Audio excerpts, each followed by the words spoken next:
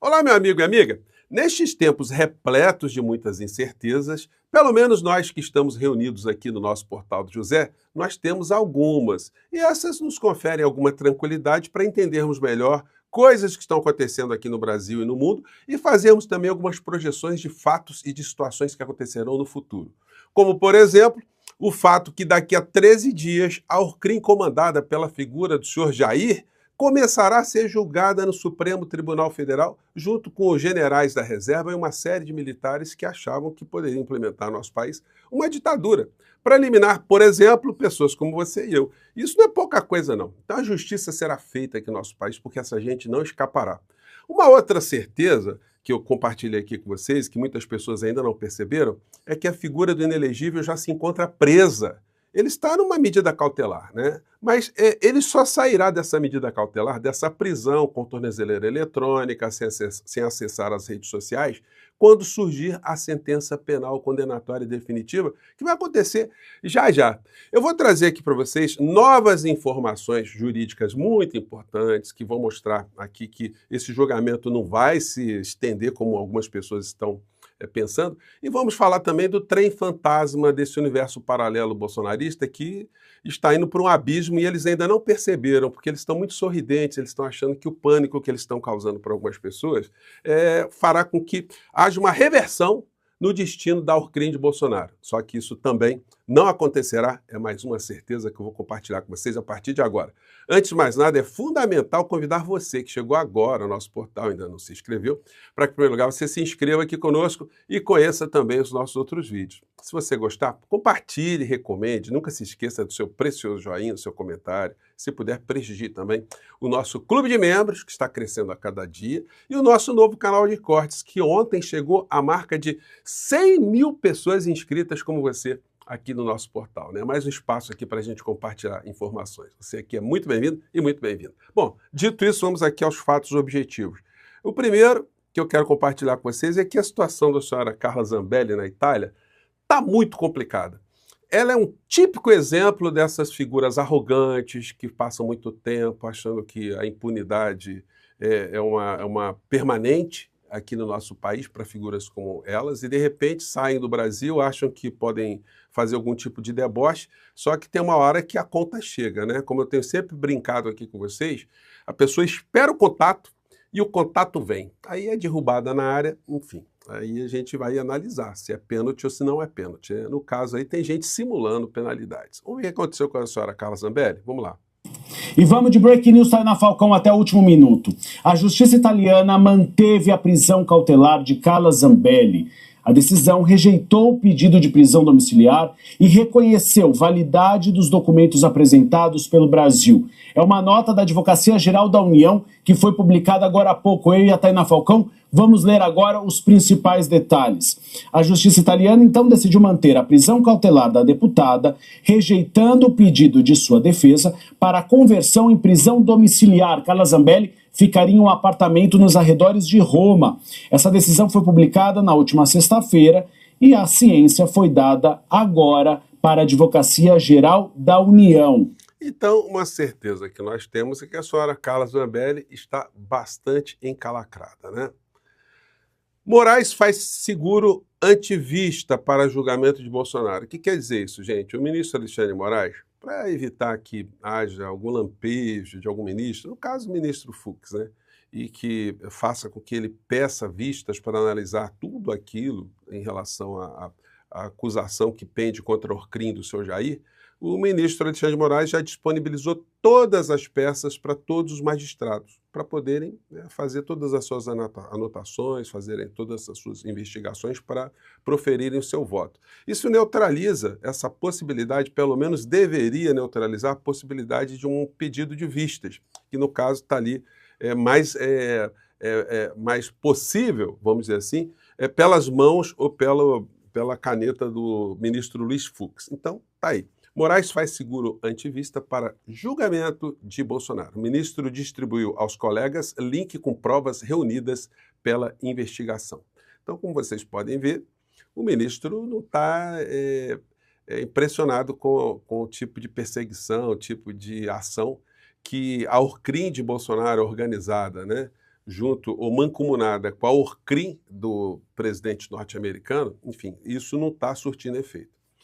Deputados questionam o objetivo específico do avião da Força Aérea dos Estados Unidos que pousou no Brasil. A aeronave não possui identificação externa e é usada para transportar militares e agentes da CIA. Requerimento foi enviado aos Ministérios da Defesa, Relações Exteriores, Portos e Aeroportos. Gente, tem muita gente assim que está super abismada. Como é que pode? O avião da CIA pousou em Porto Alegre. Será que eles estão fazendo? Eles estão articulando alguma coisa? Meu amigo, minha amiga, a agência de inteligência norte-americana não precisa de crachá para fazer qualquer tipo de conspiração. Eles já conspiram desde sempre. O orçamento da CIA é um orçamento de bilhões de dólares. Eu não lembro aqui, mas é uma cifra estratosférica. E boa parte dessa grana que eles gastam em inteligência, eles gastam aqui para a América Latina. Nós já somos espionados há muito tempo, nós já somos influenciados há muito tempo. Existem pessoas que estão em várias atividades aqui no nosso país que vão passando, vão reportando os fatos que acontecem no cotidiano. Eles têm acesso às nossas redes sociais, de um modo em geral, aos dados que existem aqui no Brasil. Então, gente, não vamos ficar mergulhados aí nessa teoria conspiratória. Olha, estão chegando aqui, são agentes secretos. E desde quando agente secreto viaja com escala, com tudo identificado? Então, muita calma nessa hora, né? Mas, enfim, é apenas um detalhe que está acontecendo nesse momento, mas não nada alarmante, não. Esse avião deles roda por todo canto aí. Decisão de Dino. Entenda as dúvidas geradas e como bancos podem ser afetados. Nossa, como é que estão reverberando isso? É impressionante como é que as ações de bancos caíram ontem, né? Mas o dólar, que deu uma subida, hoje já está dando uma acomodada, já deu uma queda, porque não tem como. Gente, qualquer pessoa que analise racionalmente as coisas que aconteceram, vão ver que o alcance da tal lei magnífica com bancos, sistema é diminuto, é irrisório, é quase impossível de acontecer diante das considerações que eu já fiz ontem com vocês. O banco, para se ter um problema, teria que primeiro ter a conta do ministro Alexandre de Moraes. Ele precisaria ter conta em vários bancos privados. Se ele tem um só, quem tem que ter preocupação é aquele banco privado, né? Se ele tem no Banco do Brasil, Caixa Econômica Federal, enfim. E o ministro mesmo, ele não pediu para a Advocacia Geral da União, aliás, ele não autorizou que fizesse a defesa dele.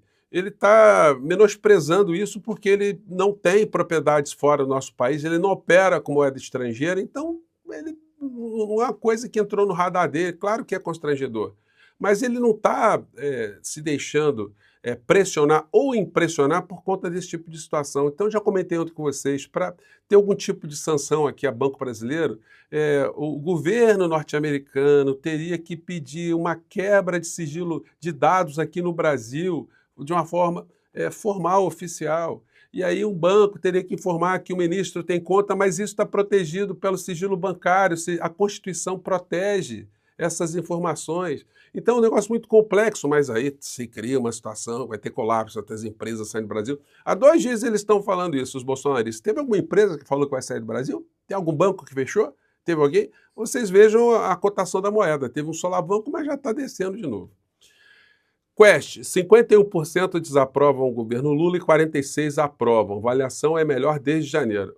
Olha só, eu vejo esse tipo de pesquisa ainda de uma forma muito negativa, muito ruim. Porque diante de tudo que está acontecendo, se o presidente Lula tivesse uma SECOM, se ele tivesse uma Secretaria de Comunicação, e havendo essa Secretaria de Comunicação, se ela fosse competente e a competência dela fizesse com que ela tivesse a interatividade com as redes sociais, eu garanto a vocês que o Lula estaria com mais de 60% diante do que está acontecendo, ele se colocando como chefe de Estado brasileiro, defensor da nossa soberania do povo brasileiro. Nós sabemos que ele está falando sobre isso, mas em situações muito esparsas.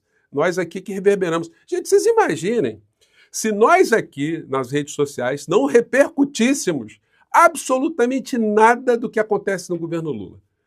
Qual seria a percepção da população brasileira? Nós aqui estamos fazendo esse combate permanente, mas, enfim, temos lutado, inclusive, contra a incompetência da área de comunicação. E não me peçam para aliviar nessa história, porque não é defesa do governo Lula, não é defesa do Lula, é defesa do Brasil, da nossa pátria, da nossa soberania. Isso tudo tem que estar na nossa cabeça o tempo todo. Porque o que está acontecendo, gente? Não é passeio no parque. O Brasil está sendo agredido, a nossa soberania está sendo agredida, nós temos traidores da pátria atuando 24 horas por dia, e a gente não pode tratar essa história como se fosse um passeio no parque, se estivéssemos na Dinamarca, enfim. Nós estamos vendo aí que até os Estados Unidos estão colocando embarcações, né, para fazer pressão contra a Venezuela. Então o negócio está complicado. Mas isso também denota outras coisas que a gente vai comentar na sequência aqui. No Trem Fantasma do Universo Paralelo, figuras como o senhor Silas Malafaia continuam dando aula de direito, pervertendo totalmente a realidade. Olha, quando o impacto vier para o senhor Silas Malafaia, olha, ele vai ficar com uma decepção muito grande. Ele está achando que ele está fora desse Trem Fantasma, né?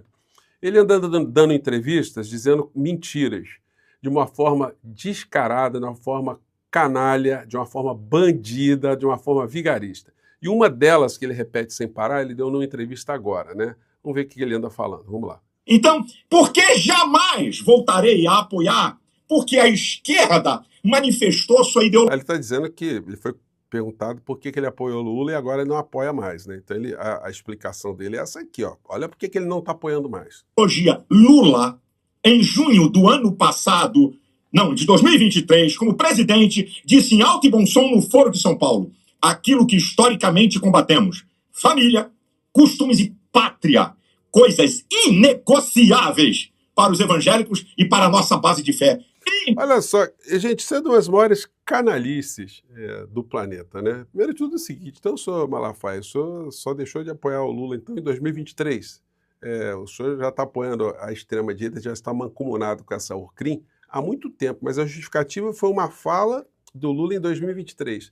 Só que a fala do Lula, que foi retirada do contexto de uma forma criminosa pelo senhor Silas Malafaia, é que o Lula estava dizendo, lá nesse foro, que existe no Brasil, existe em várias partes do mundo, o aproveitamento por parte de calhordas, bandidos e vigaristas do discurso de defesa da família, da pátria, enfim, e da família, Deus, pátria e propriedade. Essas histórias todas que eles repetem o tempo todo. E o Lula diz, olha, é contra esse tipo de exploração que nós lutamos, porque isso é uma grande vigarice. Aí o que o vigarista faz? Porque isso é vigarice, né? Que o senhor Malafaia faz.